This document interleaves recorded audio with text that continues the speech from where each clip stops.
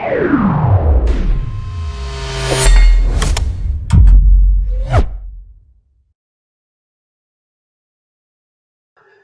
കൂട്ടുകാരെ, ഇന്നത്തെ ക്ലാസ്സിൽ നമ്മൾ പറയുന്നത് 6ാം ക്ലാസ്സിലെ മലയാളം അടിസ്ഥാന പാഠാവലിയിലെ 2ാമത്തെ അധ്യായത്തിലെ 1ാമത്തെ പാഠഭാഗമായ ജീവിതത്തിന്റെ ഉപ്പ് എന്ന് പറയുന്ന ഈ ഭാഗത്തെക്കുറിച്ചാണ്. നമുക്കറിയാം, ഈ കഥ ഉപ്പുകൊറ്റനെ കുറിച്ചുള്ള കഥയാണ്. നമ്മൾ ഈ കഥാഭാഗം വായിച്ചിട്ടുണ്ട്. ഇന്നത്തെ ഓൺലൈൻ ക്ലാസ്സിൽ ഇതിൻ്റെ ഏകദേശം ഈ ഭാഗം വരെയാണ് എടുത്തത്. കുറച്ച് ഭാഗം കൂടി ഇതിലെടുക്കാനുണ്ട്. ഈ പാഠഭാഗവുമായി ബന്ധപ്പെട്ട് ഇന്ന് എടുത്ത ഈ ഭാഗവുമായി ബന്ധപ്പെട്ട് 3 പ്രവർത്തനങ്ങളാണ് നമ്മോട് ചെയ്യാനായി ആവശ്യപ്പെട്ടിരിക്കുന്നത്. ഒന്ന്, ഉപ്പുകൊറ്റന്റെ രൂപം.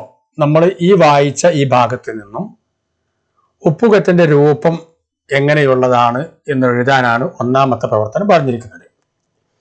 2ാമത്തെ പ്രവർത്തനം പറഞ്ഞിരിക്കുന്നത് എല്ലാവരും മനുഷ്യരല്ലേ, ഒരേ ചോരയല്ലേ. ഇത് ഉപ്പുകൊറ്റന്റെ ഒരു അഭിപ്രായമാണ്. ഈ അഭിപ്രായത്തോട് നിങ്ങൾ യോജിക്കുന്നുണ്ടോ? അതിനെക്കുറിച്ചൊരു കുറിപ്പ് എഴുതാനാണ് നമ്മോട് ആവശ്യപ്പെട്ടിരിക്കുന്നത്. 3ാമത്തെ പ്രവർത്തനം, ഉപ്പുകൊറ്റനെ കുറിച്ച് ഈ ഭാഗത്ത് നമ്മൾ പഠിച്ച ഈ ഭാഗത്ത് നിങ്ങൾ മനസ്സിലാക്കിയ കാര്യങ്ങൾ എന്തൊക്കെയാണ് എന്ന് എഴുതാനാണ്. ഇങ്ങനെ 3 പ്രവർത്തനമാണ് നമ്മോട് പറഞ്ഞിരിക്കുന്നത്. നമുക്ക് ജീവിതത്തിന്റെ ഉപ്പ് എന്ന് പറയുന്ന ഈ പാഠഭാഗത്ത് നിന്നും ആ 3 പ്രവർത്തനങ്ങൾ എങ്ങനെയാണ് ചെയ്യുക എന്ന് നോക്കാം. ഇതിൽ 1ാമത്തെ ചോദ്യം, ഉപ്പുകൊറ്റന്റെ രൂപം എങ്ങനെയുള്ളതായിരുന്നു? ഇതായിരുന്നു നമ്മോട് ചെയ്യാൻ ആവശ്യപ്പെട്ട ഒരു വർക്ക്. ഉപ്പുകൊറ്റന്റെ രൂപം ആ കഥാഭാഗത്ത് പറയുന്നുണ്ട്. മുഷിഞ്ഞ വസ്ത്രങ്ങളായിരുന്നു, വെളുത്ത നിറമായിരുന്നു, കറുത്ത താടിയായിരുന്നു, തോളിലൊരു സഞ്ചിയും ഉണ്ടായിരുന്നു. ഇതായിരുന്നു ഉപ്പുകൊറ്റന്റെ രൂപം. 2ാമത്തെ ചോദ്യം, എല്ലാവരും മനുഷ്യരല്ലേ, ഒരേ ചോരയല്ലേ. ഉപ്പുകൊറ്റന്റെ ഈ ചോദ്യത്തോട് നിങ്ങളുടെ അഭിപ്രായം എന്താണ്? കുറിപ്പ് തയ്യാറാക്കുക എന്നാണ്. ഉപ്പുകൊറ്റന്റെ ഈ അഭിപ്രായത്തോട് നിങ്ങളുടെ അഭിപ്രായം എന്താണ്? അതിനെക്കുറിച്ച് കുറിപ്പ് തയ്യാറാക്കാൻ നമുക്കത് ഇങ്ങനെ എഴുതാം.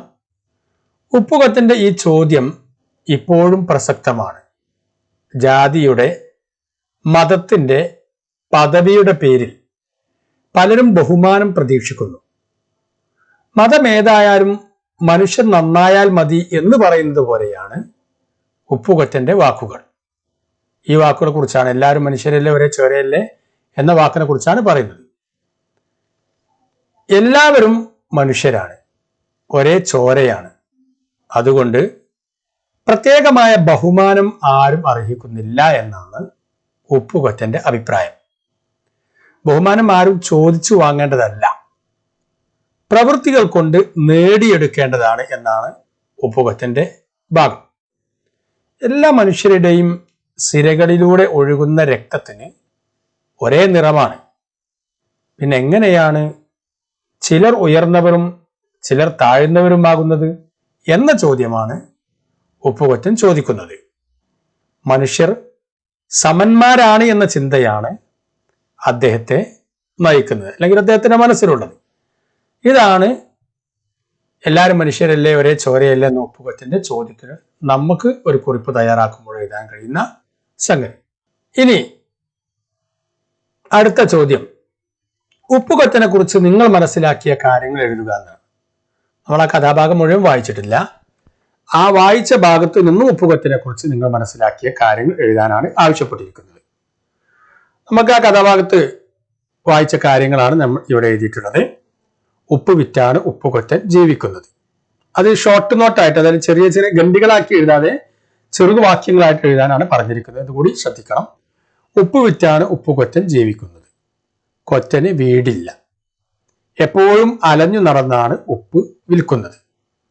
നടന്നു നടന്ന് എത്തിയിടത്ത് കിടന്നുറങ്ങും.